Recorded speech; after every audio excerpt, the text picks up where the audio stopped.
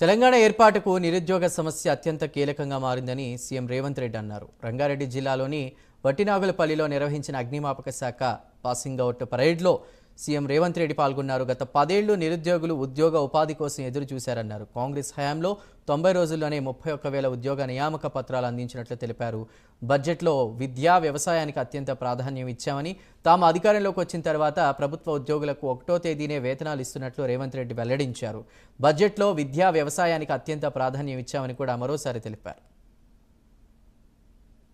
నిరుద్యోగ సమస్యనే అత్యంత కీలకమైనది.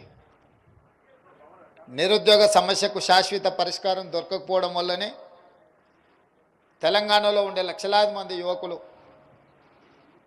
వీధి పోరాటాలు చేసి, ప్రాణ త్యాగాలు చేసి, పాలకుల మీద ఒత్తిడి తీసుకొచ్చి ఈ తెలంగాణ రాష్ట్రాన్ని నిజం చేసి, ఆ తెలంగాణ రాష్ట్రంలో 10 సంవత్సరాలు ఉద్యోగ ఉపాధి అవకాశాల కోసం ఎదురు చూసిండ్రు.